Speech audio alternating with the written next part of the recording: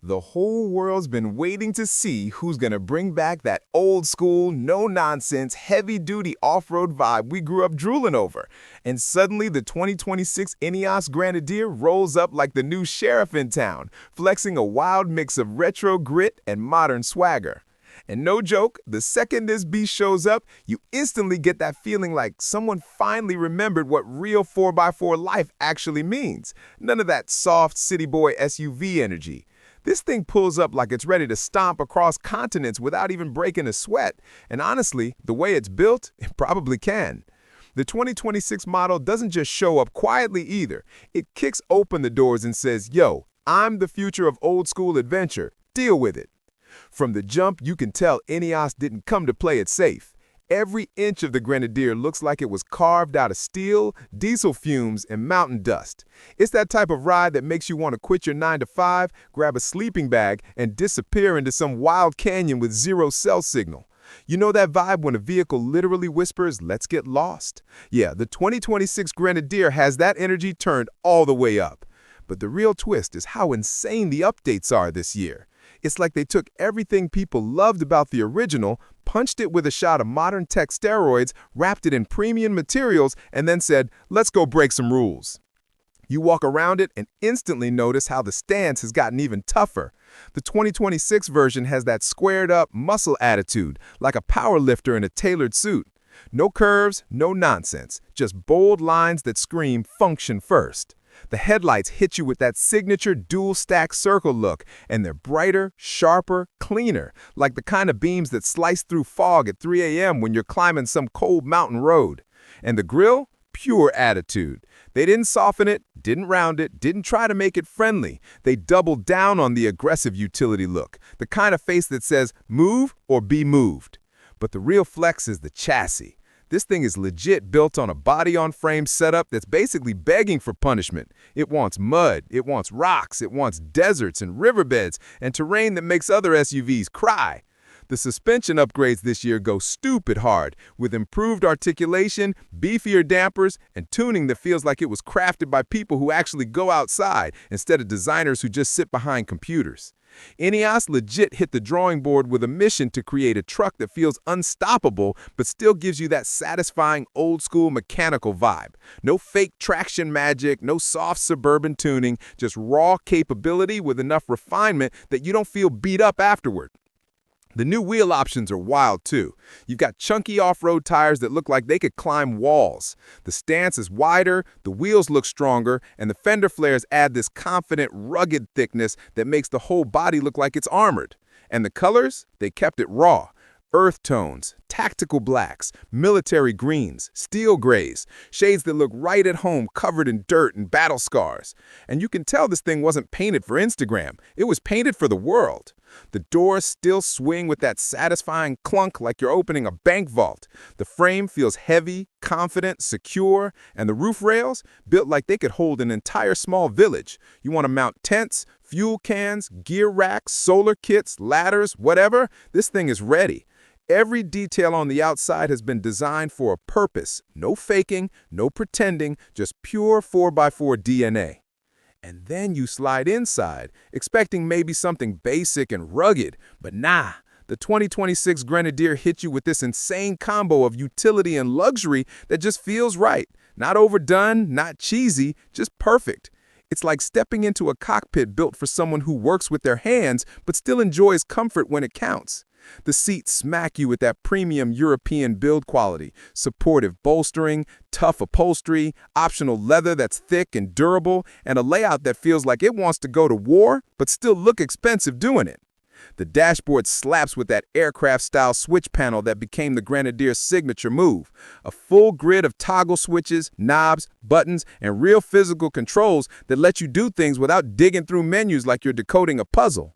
Ineos didn't buy into the whole touchscreen everything trend. They gave you real controls you can use with gloves on, in the cold, in the rain, while bouncing on rocks, while covered in dust. It's such a vibe, and honestly, it feels refreshing as hell. Even the overhead panel looks like it was stolen from a helicopter. Rows of toggles for diff locks, auxiliary power, lighting, and other off-road functions. The new infotainment screen is bigger, sharper, and smoother though. They didn't ignore tech, they just implemented it smart. The interface is clean, Apple CarPlay and Android Auto are wireless, navigation is off-road friendly with waypoints, trail mapping, topographic overlays, and seamless integration with satellite devices. There's a new digital driver display that blends analog toughness with modern clarity. Nothing feels cheap, nothing feels outdated. It's a rugged machine with the right level of tech, not the kind that tries too hard to be a tablet on wheels. The cabin space is huge for an off-roader. Straight lines, tall windows, a flat hood view that gives you that commanding presence and visibility that's actually worth something when you're crawling up rocks or weaving through forests. The storage areas are everywhere. Cubby holes in smart places, a center console that feels like a safe, door bins that can hold giant bottles, and hidden compartments for tools or gear. The back seats are roomy enough for tall passengers or adventure buddies carrying backpacks, and the cargo area massive. You could load gear for a full expedition, stack camping equipment, or haul tools for serious work. What hits hardest is how clean the interior finish feels. It's utilitarian without being basic, premium without being soft. You feel like you're inside something built by engineers, not stylists. It's like a tactical luxury vibe, ready for mud, but also ready for daily life. You could drive this to a mountain summit or a fancy dinner, and it makes sense in both places. Then we get to the real monster, the engine. Ineos is packing upgraded BMW power plants, and man, they did not hold back.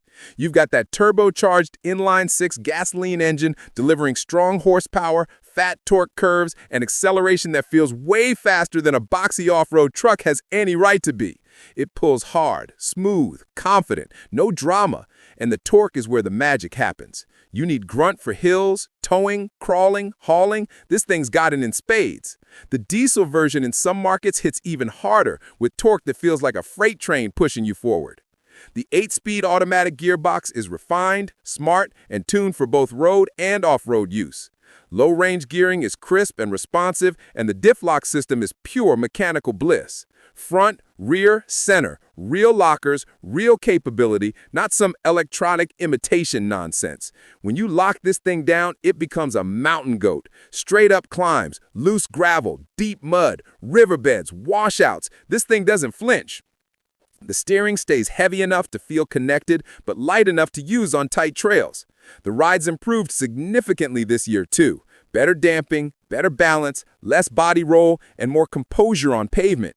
You can daily drive this thing without feeling like you're bouncing around in a farm tractor, but it still has the soul of one in all the right ways.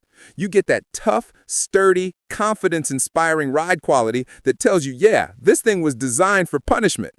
The sound insulation is better, too. Less wind noise, less road rumble, but still enough mechanical presence to remind you you're in a real truck, not a cushy luxury crossover pretending to be tough. And when you push the engine, the growl is addictive. Not obnoxious, not fake, just a clean, throaty, powerful note that makes the whole experience feel alive. Safety tech? Yep, they added it, but they didn't overdo it. You get advanced driver assists, cameras, sensors, blind spot support, adaptive cruise, trail cameras, and a new 360-degree view that's ridiculously clear. It's helpful, not intrusive. You can turn stuff off if you want. Nobody's forcing you to drive like a robot. And then comes the part everyone's been waiting for, the price and release details. Ineos kept it competitive. The 2026 Grenadier is launching with a starting price that undercuts luxury off-roaders while still delivering more capability than half the stuff on the market.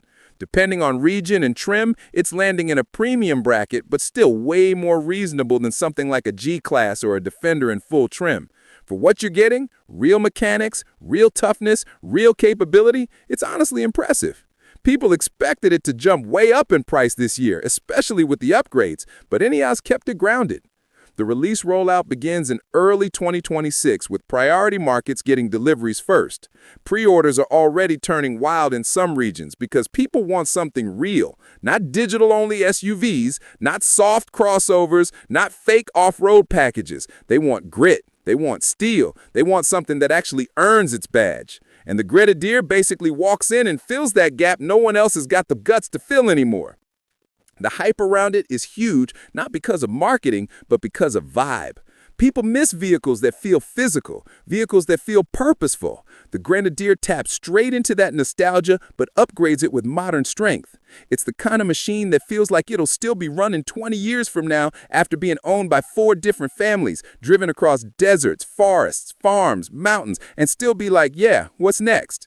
And the customization options? Insane. Roof racks, snorkels, ladder kits, expedition bumpers, winches, lighting setups, rock sliders, underbody armor, interior add-ons, moly panels, cargo grids. If you can dream it, it can be built. This is a platform, not just a vehicle. Ineos knows their community. They know people want to modify, tune, build, explore. They're not fighting it, they're encouraging it.